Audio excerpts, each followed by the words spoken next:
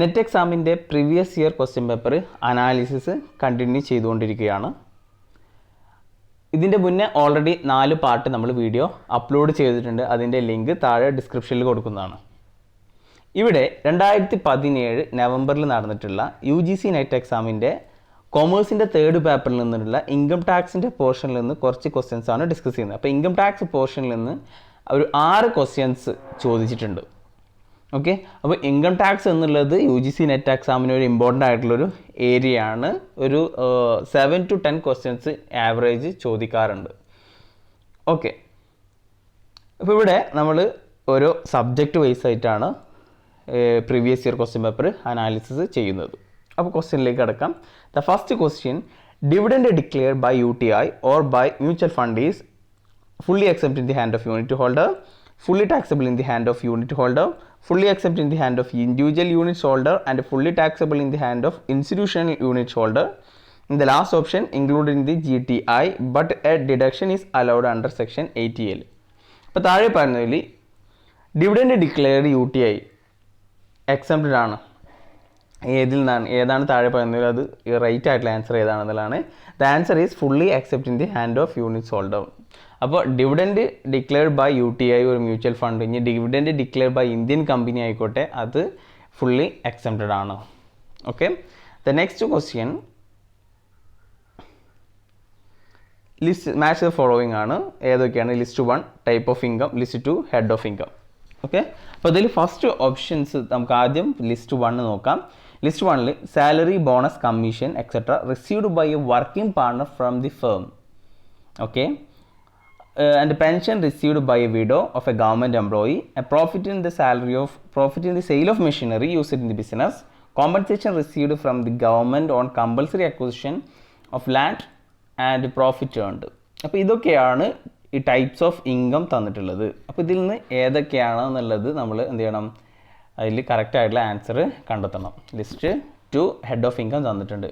അപ്പോൾ first one discuss ചെയ്യാം. Salary, bonus, commission etcetera received by a working partner from the firm. അപ്പോൾ working partner എന്ന് വെച്ച് കഴിഞ്ഞാൽ ആ വർക്കിംഗ് പാർട്ണർ തന്നെ ഒരു എംപ്ലോയി ആണ്, ഒരു പാർട്ണറാണ്. ആ പാർട്ണർ ഒരു ഫേമിൽ വർക്ക് ചെയ്യുന്നുണ്ടെങ്കിൽ അദ്ദേഹത്തിന് കിട്ടുന്ന സാലറി, ബോണസ്, കമ്മീഷനൊക്കെ ഏത് ഹെഡ് ഓഫ് ഇൻകത്തിൽ പെടുന്നതാണെന്നുള്ളതാണ്. അപ്പോൾ ഇതിൽ right answer income from business and profession. Okay, then pension received by the widow of a government employee. അപ്പോൾ പെൻഷൻ കിട്ടിക്കഴിഞ്ഞ് കഴിഞ്ഞാൽ, അത് ഒരു വിഡോക്ക് പെൻഷൻ കിട്ടിക്കഴിഞ്ഞാൽ അത് ആ വിഡോൻ്റെ ഏത് ഹെഡ് ഓഫ് ഇൻകത്തിലാണ് പെടുന്നത് എന്നുള്ളതാണ്. അപ്പോൾ ഇത് ഓൾറെഡി നമ്മൾ ഈ ക്വസ്റ്റ്യൻസ് മുന്നേ പ്രീവിയസ് ഇയർ ക്വസ്റ്റ്യൻസിൽ തന്നെ ഡിസ്കസ് ചെയ്തിട്ടുണ്ട്. അപ്പോൾ ഇവിടെ pension received by the widow of a government employee comes under the income from other source of widow. Okay, അപ്പോൾ വിഡോൻ്റെ ഇൻകം ഫ്രം അതർ സോഴ്സിലാണ് അത് ഉൾപ്പെടുന്നത്. Then profit in the sale of machinery used in business.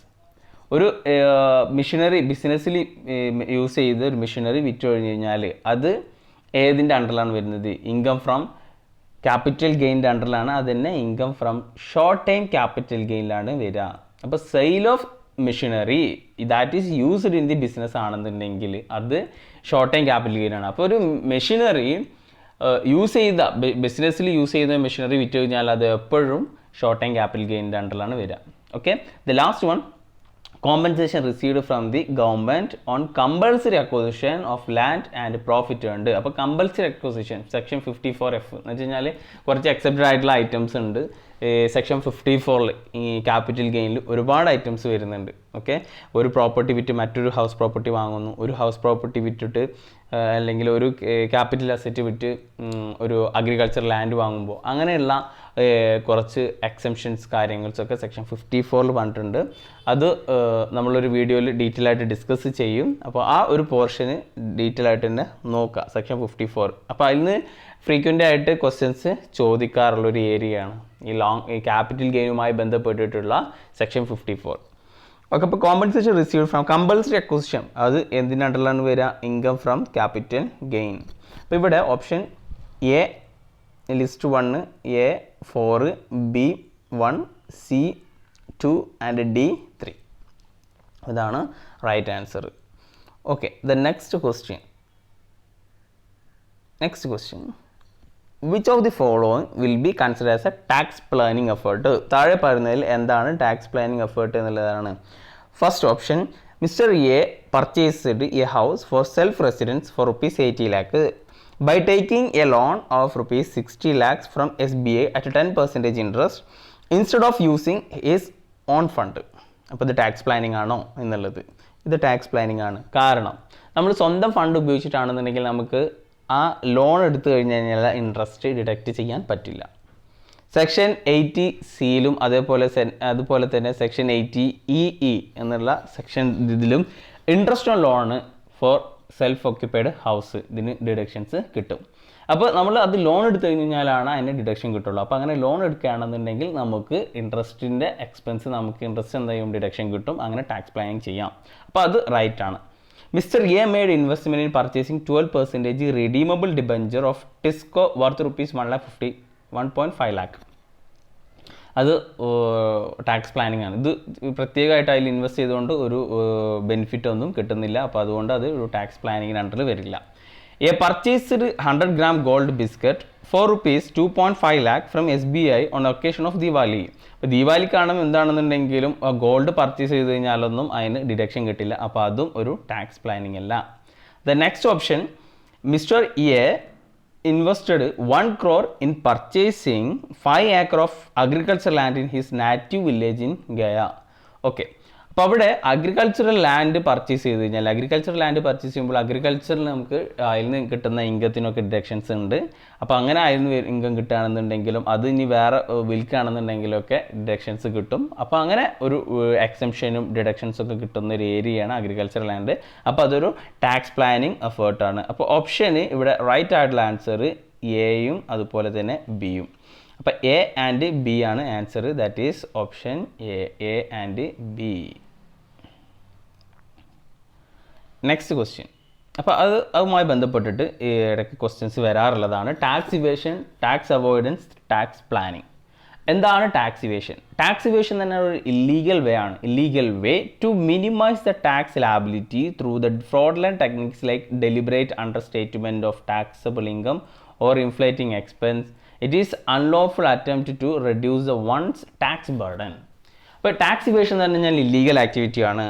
അത് നമ്മൾ ഒരു എന്താ പറയുക ഫ്രോഡുലൻ്റ് ആയിട്ടുള്ള ടെക്നിക്സ് ഒക്കെ ഉപയോഗിച്ചിട്ട് ഫ്രോഡായിട്ട് തന്നെ നമ്മൾ എക്സ്പെൻസ് കൂട്ടി കാണിക്കുകയും ഇൻകം കുറച്ച് കാണിക്കുകയൊക്കെ ചെയ്യുന്ന ഒരു ഇല്ലീഗൽ ആക്ടിവിറ്റിയാണ് ഇത് ടാക്സ് ഇവേഷൻ. അങ്ങനെ ഇല്ലീഗൽ ആയിട്ടുള്ള മെത്തേഡിലൂടെ ടെക്നിക്സിലൂടെ ടാക്സിൻ്റെ ബർഡൻ കുറക്കുന്ന ഒരു ഇതിനെയാണ് എന്ത് പറയുന്നത് ടാക്സ് ഇവേഷൻ എന്ന് പറയുന്നത്. ഇത് അൺലോഫുള്ളാണ്. അതുപോലെ തന്നെ പണിഷ്മെൻറ്റ് കിട്ടും. ഓക്കെ. അപ്പോൾ ഇവിടെ എക്സ്പെൻസ് കൂട്ടിക്കഴിഞ്ഞാൽ ഓട്ടോമാറ്റിക്കായിട്ട് പ്രോഫിറ്റ് കുറയും അല്ലേ? അപ്പോൾ അങ്ങനെ ടാക്സ് കുറക്കുന്നു. അതുപോലെ തന്നെ പ്രോഫിറ്റ് കുറച്ച് കാണിക്കുന്നു. ഫിനാൻഷ്യൽ സ്റ്റേറ്റ്മെൻറ്റിൽ എന്തെങ്കിലും ഫ്രോഡായിട്ട് എന്തെങ്കിലും കാര്യങ്ങളൊക്കെ മെൻഷൻ ചെയ്യുന്നു. അങ്ങനെയൊക്കെ കാണിക്കുന്നതിനാണ് എന്ത് പറയുന്നത് ടാക്സ് ഇവേഷൻ എന്ന് പറയുന്നത്. ടാക്സ് അവോയ്ഡൻസ് എന്ന് പറഞ്ഞു കഴിഞ്ഞാൽ tax avoidance is an act of using legal method ഉപയോഗിച്ചിട്ട് തന്നെയാണ് ടാക്സ് റെഡ്യൂസ് ചെയ്തത്, മിനിമൈസ് ദ ടാക്സ് ലാബിലിറ്റി. അപ്പോൾ ടാക്സ് അവോയ്ഡൻസ് എന്ന് പറഞ്ഞാൽ ലീഗലാണ്. ലൂപ്പ് ഹോൾസ് ഉപയോഗിച്ചിട്ട് ടാക്സിൻ്റെ ലൂപ്പ് ഹോൾസ് ഉപയോഗിച്ചിട്ട് എന്താ ചെയ്യുക ടാക്സ് മിനിമൈസ് ചെയ്യുക. Although the tax avoidance is a legal method, it is not advisable to as it is be used once on advantage to reduce the amount of tax it's payable. Tax avoidance is an activity of taking unfair advantage of shortcoming in the tax rules, findings new way to avoid payment of tax that are within the limit of the law. അപ്പോൾ ഇതിൻ്റെ ഉള്ളിൽ നിന്നുകൊണ്ട് തന്നെ ചില loop holes ഉപയോഗിച്ച് tax minimise ചെയ്യുന്നതിനെയാണ് എന്ത് പറയുന്നത് tax avoidance എന്ന് പറയുന്നത്. അപ്പോൾ അതൊരു ഷോർട്ട് ടൈം ആണ്, അല്ലെങ്കിൽ ഒരു പർട്ടിക്കുലർ പീരീഡിനൊക്കെയാണ് ടാക്സ് അവോയ്ഡൻസ് ഒക്കെ നടക്കുള്ളൂ. അപ്പോൾ അത് പ്രൊമോട്ട് ചെയ്യുന്നില്ല, ഗവൺമെൻറ് അതിനെന്ത് ചെയ്യുന്നില്ല പ്രൊമോട്ട് ചെയ്യുന്നില്ല. പക്ഷേ അത് ചെയ്തുകൊണ്ട് ഇല്ലീഗൽ അല്ല, അത് ലീഗൽ തന്നെയാണ്, പക്ഷെ അതിനെ പ്രൊമോട്ട് ചെയ്യുന്നില്ല എന്ന് മാത്രമേ ഉള്ളൂ. ഓക്കെ. അപ്പോൾ tax avoidance okay. Then tax planning എന്ന് പറഞ്ഞു കഴിഞ്ഞാൽ ഡിഡക്ഷൻസ്, എക്സംഷൻസ്, റിലീഫ്, റിബേറ്റ് അങ്ങനെയുള്ള കാര്യങ്ങളൊക്കെ അതിൻ്റെ അഡ്വാൻറ്റേജസ് എല്ലാം ഉൾക്കൊള്ളിച്ച് തന്നെ മാക്സിമം ടാക്സ് എന്ത് ചെയ്യുക റെഡ്യൂസ് ചെയ്യുക. Tax planning is the process of analysing one's financial situation the most efficient manner. The tax planning one can reduce one's tax liability, involve the planning one's income in a legal manner to avail various exemptions and deductions. Tax planning is the honest approach to apply the provisions comes within the framework of tax law. അപ്പോൾ ടാക്സിൻ്റെ ലോയിൻ്റെ frame വർക്കിൻ്റെ ഉള്ളിൽ നിന്ന് തന്നെ maximum ഡിഡക്ഷൻസും അതുപോലെ എക്സംഷൻസും റിലീഫും റിബേറ്റും അതുപോലെ tax ക്രെഡിറ്റും tax holiday അങ്ങനെയുള്ള ടാക്സിൻ്റെ legal frame വർക്കിൽ തന്നെ ഒരുപാട് ഡിഡക്ഷൻസും അലോവൻസ് എന്താ പറയുക എക്സംഷൻസും ഒക്കെ പറഞ്ഞിട്ടുണ്ട്.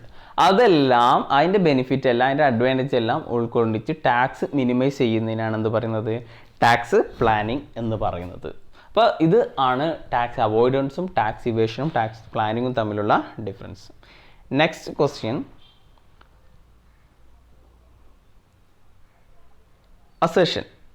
അസേഷനും റീസണുമാണ്. If the interest is payable outside India the tax must be deducted source.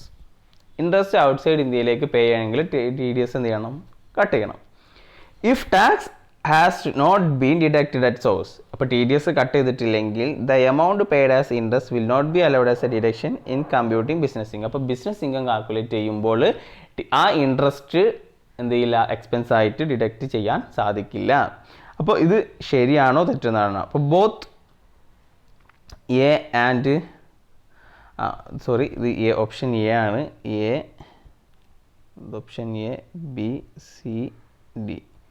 Okay, അപ്പോൾ ഇവിടെ select the correct answer from the code given below. Both A and R are correct. R is the correct explanation of A. Okay ഇവിടെ ശ്രദ്ധിക്കുക, TDS outside ഇന്ത്യയിലേക്ക് interest outside ഇന്ത്യയിലേക്ക് കൊടുക്കുകയാണെന്നുണ്ടെങ്കിൽ TDS എന്തായാലും cut ചെയ്യണം. അങ്ങനെ TDS കട്ട് ചെയ്തിട്ടില്ല എങ്കിൽ ആ ഇൻട്രസ്റ്റ് ഒരു ഡിഡക്റ്റ് ബിസിനസ് ഇൻകത്തിൽ നിന്ന് എന്ത് ചെയ്യാനില്ല, ഡിഡക്റ്റ് ചെയ്യാൻ പറ്റില്ല. ഇത് രണ്ടും കറക്റ്റാണ്. എൻ്റെ കറക്റ്റ് എക്സ്പ്ലനേഷൻ ആണ് ബി എന്നുള്ളത്. അപ്പോൾ ഓപ്ഷൻ എ ആണ് right answer. The next question, under income tax act 1961 the deduction cess is calculated on the amount of. എന്തിൻ്റെ മേലാണ് സെസ് കാൽക്കുലേറ്റ് ചെയ്യുക? ടോട്ടൽ ഇൻകത്തിൻ്റെ മേലാണോ, അതല്ല ടോട്ടൽ ഇൻകം ടാക്സ് പ്ലസ് സർചാർജിൻ്റെ മേലാണോ, GTIയുടെ മേലാണോ, ടാക്സിബിൾ ഇൻകത്തിൻ്റെ മേലാണോ, ഏതിൻ്റെ മേലാണ് സെസ് ആഡ് ചെയ്യുക? അപ്പോൾ നമ്മൾ പഠിച്ചു